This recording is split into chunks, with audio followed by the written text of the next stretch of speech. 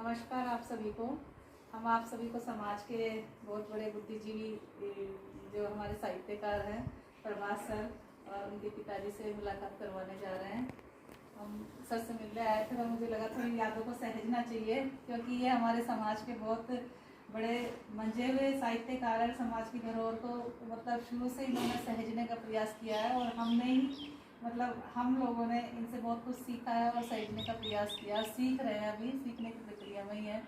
तो मैं सर से पूछना चाहूँगी कि सर आप जैसे मीना समाज से हैं, तो मीना समाज की जो संस्कृति है, जो आदिवासियत है, उस पर अपने थोड़े विचार बताइए कि हम उसको किस तरीके से आगे बढ़ा पाएँ, उसको सहेज पाएँ।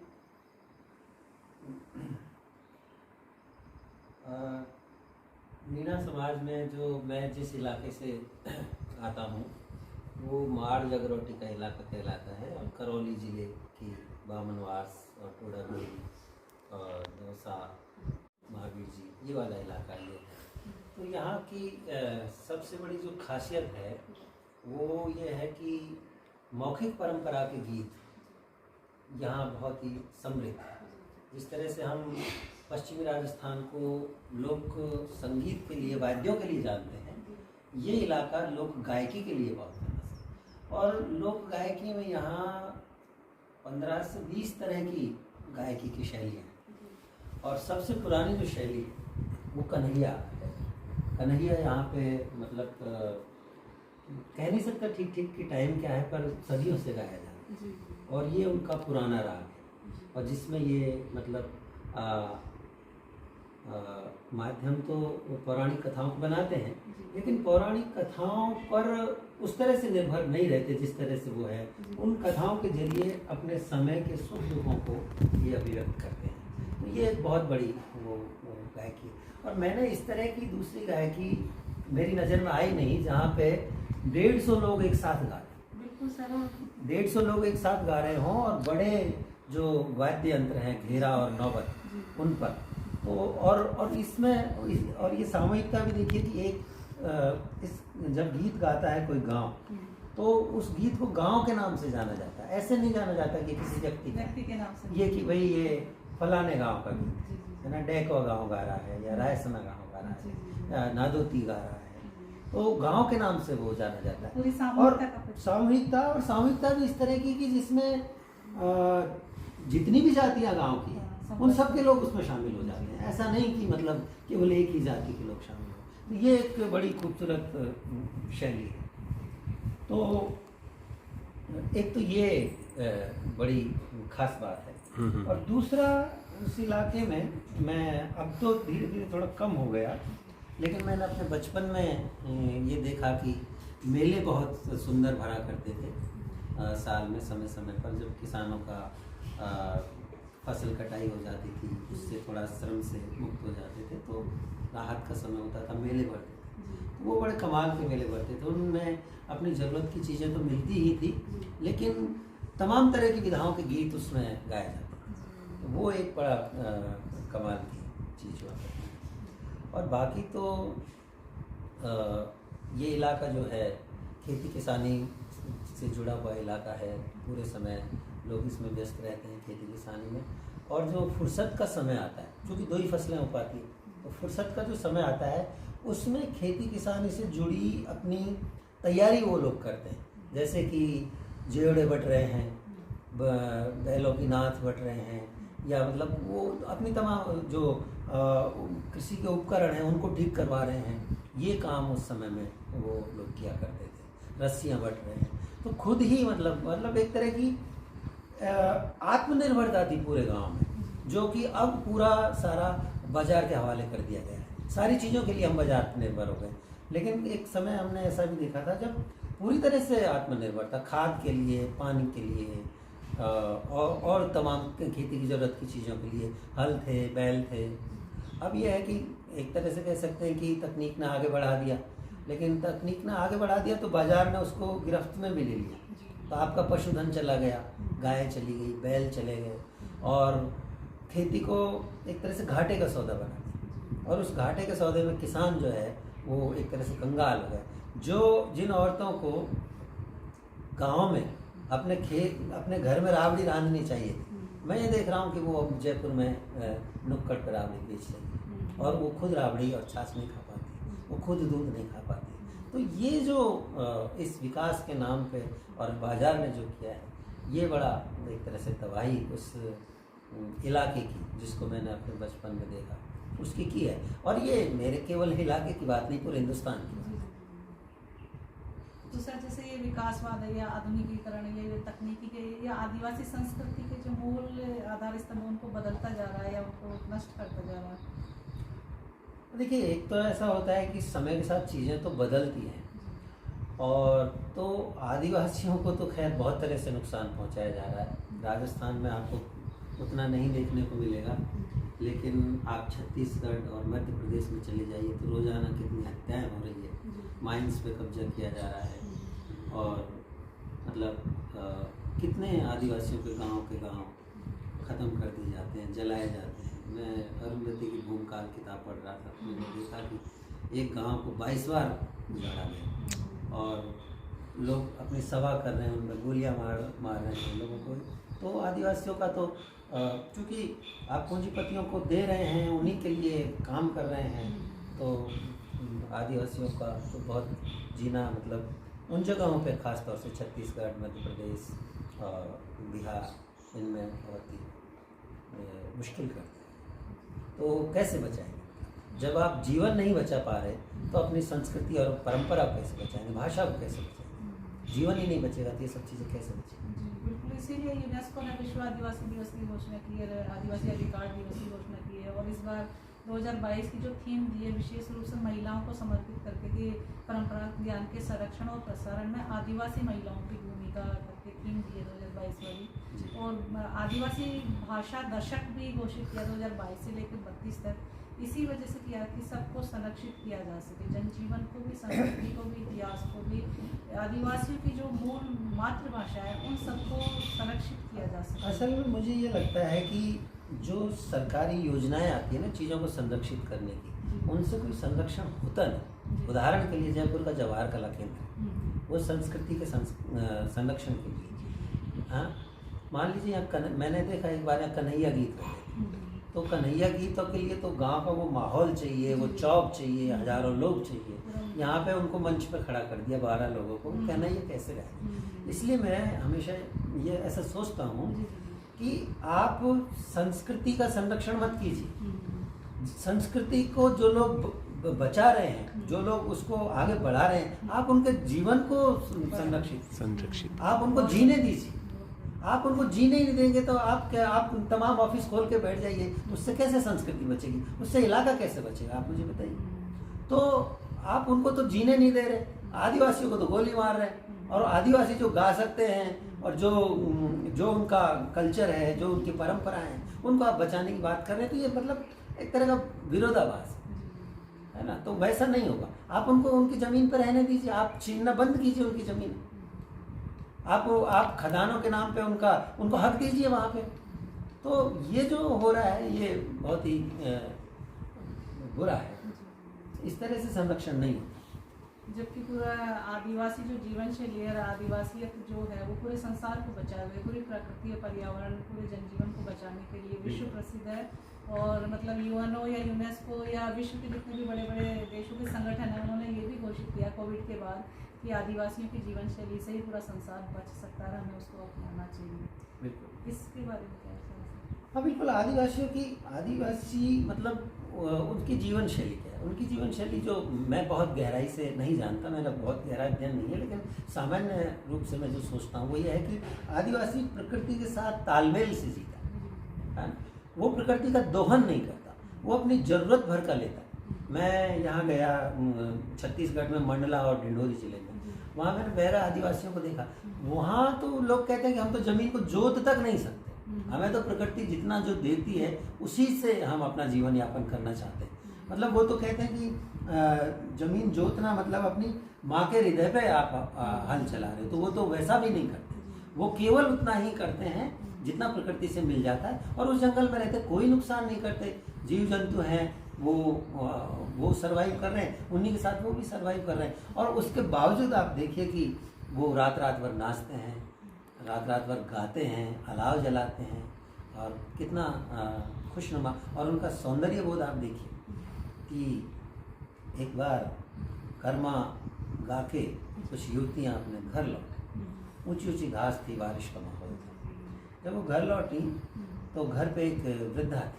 उन्होंने पूछा, तुम इतनी गहरी काली अंधेरी रात में कैसे आ पाई, कैसे रास्ता देख पाई?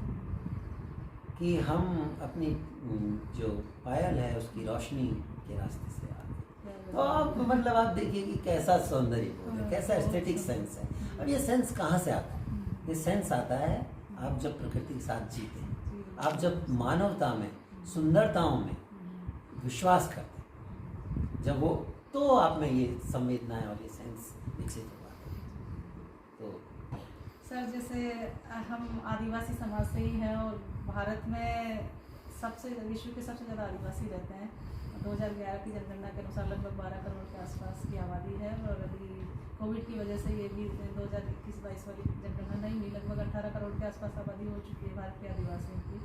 और अभी भारत में अमृत महोत्सव मनाया जा रहा है, तो इसमें सबसे बड़ी उपलब्धि है कि आदिवासी समाज की महिला मातृशक्ति को राष्ट्रपति बनाया गया संथाली समाज से।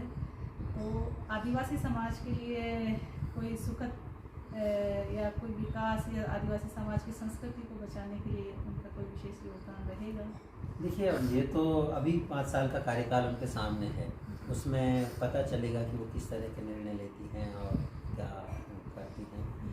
और राष्ट्रपति की भूमिका किसी में हम जानते हैं, पर वही है कि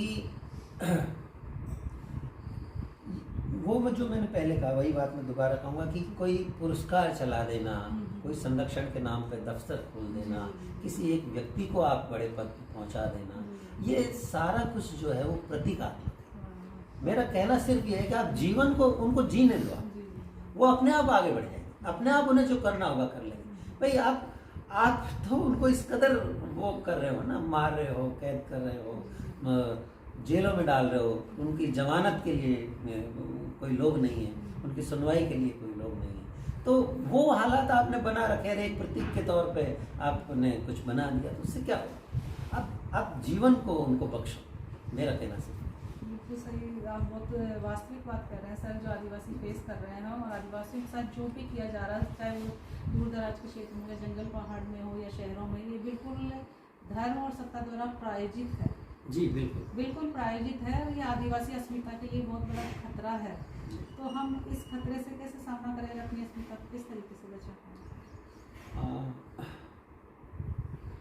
देखिए, एक तो ये इस तरह के प्रयास कर रहे हैं लोग, आदिवासियत की एक तरह से चेतना जो है वो जगी है। कई लोग अच्छा लिख रहे हैं, कई लोग संगठनों के तौर पर काम कर रहे हैं। जसिंता केरकट्टा जो है कवित्री, बड़ा अच्छा लिख रही है, आप जैसे लोग काम कर रहे हैं, वही एक रास्ता है। और हमारे पास तो देखिए, सत्ता के पास तो तमाम तरह की ताकत है, धन की ताकत है, सेना की ताकत है और तमाम तरह की ताकत है। हम तो अपने मूल्यों को जीते हुए ही उनका सामना कर सकते हैं, और तमाम आदिवासी कर रहे हैं, जी रहे हैं, अपने मूल्यों के साथ जी रहे हैं। वही एक मुझे लगता है। जी सर, मेरा आखिरी और एक बहुत महत्वपूर्ण सवाल है, वो पूरे देश भर के आदिवासियों की अस्मिता से लेकर है। जैसे हम आदिवासी हैं और ट्राइबल हैं, और हमें अनुसूचित जनजाति के रूप में संविधान में दर्ज भी किया गया, लेकिन संविधान में हमें या भारत सरकार की जनगणना के द्वारा हमें कोई कॉलम नहीं दिया गया हमारी पहचान के लिए। तो अब हमारी अस्मिता पर बहुत बड़ा संकट आने वाला, क्योंकि ये देश हिंदू राष्ट्र की थीम पे चल रहा है, और सारी जो चीज़ें हैं वो प्रायोजित तरीके से हिंदूकरण ही किया जा रहा, चाहे वो ईसाई हो, चाहे मुस्लिम हो, चाहे आदिवासी, क्योंकि ये तीनों कौम हिंदू धर्म में नहीं आती, जबकि जैन, सिख और बौद्ध हिंदू धर्म में आते हैं, इसलिए उन पर कोई अटैक नहीं होता। लेकिन जो आदिवासी हैं, आदिवासी एरिया में जाएंगे तो सब जगह ज़्यादा से ज़्यादा हिंदू धर्म की चीज़ों को बढ़ावा दिया जा रहा है। जहाँ राम चल जाए, राम को चला रहे हैं, शबरी चल जाए, शबरी को, हनुमान चल जाए, हनुमान एकलव्य चल जाएगा। अपने अलवर में देखिए, उकेरी में परशुराम जी की मूर्ति लगाई गई अपने पुरखा स्थलों पर। अपने जो सांस्कृतिक ऐतिहासिक स्थल है, वहाँ पर ये पैरेलल अपने काल्पनिक देवी देवताओं के स्थल बना रहे हैं, ताकि उस छवि को बिल्कुल धूमिल किया जा सके। ऐसे ही बैण का जो बैणेश्वर का जो भील भावले प्रदेश में उनके पुरखाओं का स्थल है, वहाँ पर बहुत बड़ा एक मंदिर बन रहा है। वो जगह मतलब इतनी महत्वपूर्ण है पुरखों के स्थल के रूप में। जैसे मानगढ़ में हुआ, जैसे आमागढ़ में हुआ, जिस तरीके से भगवाकरण, वैसे पूरे देश भर में हो रहा है। ऐसे ही अभी मैं छत्तीसगढ़ जाना हुआ तो भोरमदेव में भी वही देखा, जबकि वो गोंड समाज का आदिवासी पुरखों का स्थल है, उनके खुद का बना हुआ पुरखों का स्थल है, लेकिन वर्चस्व एक वर्ग, एक स्वर्ण वर्ग का है, जो वर्ग आदिवासी समाज की अस्मिता के साथ शुरू से खिलवाड़ करता रहा। चाहे उनके पौराणिक ग्रंथ देख लीजिए, चाहे धार्मिक ग्रंथ देख लीजिए, या उनकी कथा कहानियों को देखिए, आदिवासियों को वो बंदर, भालू, रीछ, असुर, दानव, दैत्य इसी रूप में या फिर एक सेवक या दास के रूप में ही वो वर्णित करते आ रहे हैं। जबकि हकीकत ये है कि आदिवासी तो इस देश के मूल मालिकों की संतानें हैं, और इस देश को बनाने में आदिवासियों ने सबसे ज़्यादा अपनी जमीनें या अपना भूक्षेत्र दिया, तभी ये देश बना। और संविधान में अनुसूची 5 और 6 इसी वजह से मिली है आदिवासियों को। इस सच को ये सत्ता और ये राजनीति के, ये धर्म के ठेकेदार क्यों नहीं मानते? सत्ता तो कब मानती है, मतलब अब वो तो सारा कुछ संघर्ष करके ही लेना पड़ता है। सब सत्ता तो इस तरह से मानेगी भी नहीं हमारे कहने से। और ये सही कह रही हैं आपकी, हिंदू असल में ये देश जो है बहुलताओं का देश है, बहुत सारी संस्कृतियों का देश है, और यहाँ की परंपराएं अद्भुत है, और साथ रहने की कि हम इतने विविध होके और फिर भी हम साथ रह रहे हैं और रह रहे थे। लेकिन अब अचानक से ये जो चला है ये हिंदुत्व का वो, और उसको बढ़ाया जा रहा है, उसको उसके लिए आप दलितों की भी हत्याएं कर रहे हैं, और आप मुसलमानों को दूसरे दर्जे का नागरिक बना रहे हैं। ये बहुत ही खराब है, क्योंकि ऐसा नहीं है कि इस देश के बनने में मुसलमानों का योगदान नहीं था। पूरा ऐतिहासिक और सांस्कृतिक स्थल देखिए मुसलमानों का। जितने बड़े पोइट हमारे कबीर हैं, तुलसी हैं, उतने ही बड़े पोइट मीर और गालिब है ना, और पूरी परंपरा है। और लेकिन आप भाषा को अलग कर रहे हैं, आप धर्म के नाम पे अलग कर रहे हैं, और तो ऐसे हिंदू धर्म का क्या करें जो लोगों को उसी हिंदू धर्म के ही लोगों को मंदिरों में नहीं जाने देता है ना। और आज भी मतलब उनको तमाम तरह की, मैं देखता हूँ दिलीप मंडल जब पोस्ट लिखते हैं तो उनको सवर्ण लोग किस तरह की गालियाँ देते हैं, वो जो मुद्दे उठाते हैं उनको। तो ये सब ठीक नहीं है, और ये हिंदू धर्म की ये प्रवृत्ति भी नहीं है। हिंदू क्या गांधी हिंदू नहीं थे? हाँ? तो उस हिंदू को दूसरे हिंदू ने क्यों मार दिया? वो कैसा हिंदू है जिसने मार दिया? क्यों मारा गांधी? गांधी तो सारे ही पूरा ही हिंदू वाली उनमें आस्था थी, फिर भी आपने उनको मार दिया। तो ये कैसा हिंदुत्व है? तो क्या ये हत्या वाला हिंदुत्व है एक तरह से? आप कैसे मतलब हजारों लोगों को नरसंहार कर सकते हैं गुजरात में, अयोध्या में? तो ये हिंदू धर्म तो ने तो कभी ऐसे मूल्य मतलब नहीं है। लेकिन आप, क्योंकि आपको ध्रुवीकरण करना है, क्योंकि आपको वोटों को एक जगह करना है, और देश अशिक्षित है, आपको मालूम है, गरीब है, अशिक्षित है, चेतना उतनी है नहीं, और इस तरह की भावनाओं से आप ध्रुवीकरण कर सकते हैं, और वही कर रहे हैं, और उसी रास्ते से आप सत्ता आए हैं। तो ये सब है, तो ये तो खराब है मतलब। लेकिन ठीक है, तमाम तरह के दौर आते हैं, तमाम तरह के दौर पहले भी आए हैं और आगे भी आएंगे, और ये देश बहुत बड़ा है, और इसकी चेतना भी मतलब विविधताओं को समायोजित करने वाली है। तो रास्ता मुझे लगता है कि निकलना चाहिए, निकले। जैसे पहाड़ों से जो स्रोत निकले होते हैं वो नदियों का रूप ले लेते हैं, नदियाँ अपना रास्ता खुद बना लेती है। वैसे जनजीवन को मतलब अपने विकास के लिए, अपने बचाव के लिए, अपनी अस्मिता के लिए खुद रास्ते बनाने होंगे, और सबको साथ लेकर ही चलना होगा। क्योंकि भारत सामूहिक संस्कृतियों का एक विविध बहुउपयोगी या बहुत मूल्यवान देश है, जहाँ सभी धर्मों का निवास है, और धर्मनिरपेक्ष राष्ट्र विश्व का सबसे बड़ा लोकतंत्र है। उस लोकतंत्र की गरिमा को हालांकि अभी लोकतंत्र बचा नहीं है यहाँ पे, लेकिन फिर भी हमारी आस्था लोकतंत्र में ही है, और हम चाहेंगे कि वो बचे। बिल्कुल सर, बचा हुआ है। ये मतलब जमीन से जुड़ी हुई कौम उसको बचा के रखी है। उसका किसान आंदोलन के रूप में हमने उदाहरण देखा है। किसान आंदोलन और शाहीन बाग का आंदोलन बहुत बड़े आंदोलन जी, ये जनता ने खुद ने लड़े हैं। और वो एट्रोसिटी एक्ट जो रामनाथ कोविंद के राष्ट्रपति बनने के बाद जो आया, SC/ST के खिलाफ मतलब जो शोषण करते थे उनकी रक्षा के लिए जो कानून बना था, उस कानून को रद्द करने के लिए वो लाए थे, लेकिन जनता ने अपना आंदोलन शुरू करके उसको बचाव किया। बिल्कुल यही एक रास्ता है, यही रास्ता मतलब संघर्षी रास्ता है। बिल्कुल, जनता की जो सद्भावना है और जो समरसता है वो ही पूरे राष्ट्र की लोकतंत्र को बचाएगी, बनाए रखेगी। तो आप सभी का बहुत बहुत धन्यवाद सर, आपने अपना अनमोल समय, अनमोल जानकारी साझा की हमें। पिताजी, मैं आपसे भी पूछना चाहूँगी कि आप हम सबको मार्गदर्शन दीजिए कि हम समाज के लिए अपनी संस्कृति को बचाने के लिए क्या क्या प्रयास करें, और जो दर्शक या जो श्रोता देख रहे हैं वो क्या करें अपने समाज की अस्मिता, भाषा, संस्कृति को बचाने के लिए। पहले जी राजा लोगों का राज्य था। जी जी जी। उस समय अंग्रेजों का राज था। जब मेरा जन्म हुआ था तो फिर अंग्रेजों का राज था। तो उस समय हमारे जो ये है ना गल्ला, जी। नाज जो पैदा करते हैं किसान, हाँ हाँ हाँ। ये सब एक जगह इकट्ठा करके, और आधा तो जाता था जिसको अंग्रेजों को, जी जी। उसमें से आधा हिस्सा मिली था कौन अपने यहाँ के जागीरदार जी हैं, जी जी। जैसे धूला राव जी है, हाँ हाँ। ऐसे वो बटे हुए थे 5 घोड़े के जागीरदार। तो उस समय हम सुखी थे, हम्म। इतना होते हुए भी जी। हम बहुत सुखी थे। जी जी। और आज इतना सुख होते हुए भी हम दुखी। तो हमारी परंपरा है ना, जी, जी। वो तो पुरानी हमें अच्छी लगती है, जी जी। आजकल की हमें बिल्कुल नहीं। वो ही जीवनदायिनी है पूरे समाज के लिए, तो उनको बचा के रखें। ये हमारी जो पुरानी जो संस्कृति थी ना, जी। वही अच्छी लगती है मुझे, आजकल की नहीं। उसी को मतलब सहेजने का प्रयास किया है। वो जो बुक है उसमें अपनी मूल बोली है, मूल परंपराएं पुरखे जो अपनाते आए थे, और अभी जो चल रही है प्रचलन में प्रमुख परंपराएं जो अपनी संस्कृति को सहज सके, उन सब का उसी में थोड़ा उल्लेख करने का प्रयास किया। और जो लोकगीत हैं जो मतलब विलुप्त होते जा रहे हैं, उन सबको सहेजने का प्रयास किया उसमें एक ही। तो मैं चाहूँगी मतलब जो भी देखने वाले दर्शक हैं वो भी अपनी अपनी मातृभाषा बोलियों को सहेजने का प्रयास करें, चाहे वो कविता, कहानी लिखे, उपन्यास लिखे, कोई लेख लिखे, इतिहास पे जानकारी लिखे, अपने अनुभवों को सहेजते जाइए। आप मतलब अपनी मातृभाषा को बचाएंगे तो अपनी संस्कृति, अपनी सभ्यता, अपने समाज और अपनी अस्मिता को बचा के जाएंगे। आने वाली पीढ़ियों को सहेजने के लिए बहुत आसान रहेगी। इतना ही कहकर मैं आप सभी का बहुत बहुत आभार प्रकट करना चाहती हूँ और बहुत बहुत शुक्रिया देना चाहती हूँ। बहुत शुक्रिया।